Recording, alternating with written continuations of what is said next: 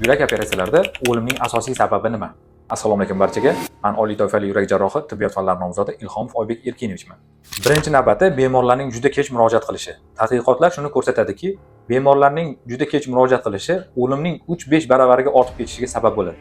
Uning asosiy sababi yurak mushaklarining xalq tilida aytganda qurib qolishi, ya'ni kardiosklerozga aylanib ketishi yurak operatsiyalarining natijasini juda yomonlashtiradi. Ikkinchidan, yurakning qisqaruvchanlik funksiyasini juda susayib ketishi. Mana masalan, yurakning qisqaruvchanligi 30% dan pasayadigan bo'lsa, biz yurakda jarrohlik amaliyotlarini bajaradigan bo'lsak, operatsiyadan keyin sun'iy yurak apparatidan qisqarishiga o'tkaziladigan vaqtda yurak torta olmasligi, ya'ni o'z funksiyasini bajarib bera olmasligi o'limga ham olib kelishi mumkin. To'rtinchidan, aterosklerozning kuchli rivojlanishi, ya'ni operatsiya paytida tomirlar devori mo'rt va birpasda tez yoriladigan holatda bo'ladigan bo'lsa, anastomozlar qo'yilgandan keyin tomirlar yorilishi bo'lishi mumkin va uni bartaraf etilayotgan paytda bemorni juda og'ir, ya'ni o'lim holatiga olib kelishi mumkin. Beshinchidan, bemorni operatsiya oldi holatida o'tkir va surunkali infeksion kasalliklari hisoblanadi.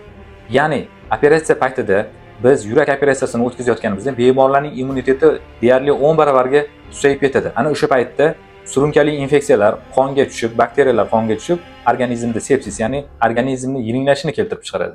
Bu esa o'z navbatida operatsiyadan keyin juda og'ir holatlarni keltirib chiqarishi mumkin.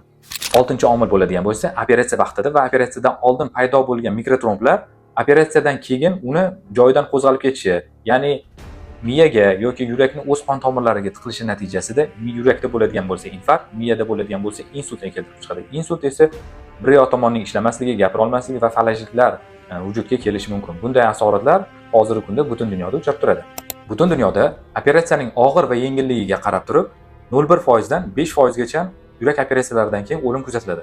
Aziz yurtdoshlar, bizning markazimizda o'lim ko'rsatkichi minimal darajaga keltirilgan bo'lib, barcha turdagi yurak operatsiyalarini sizga taklif etamiz.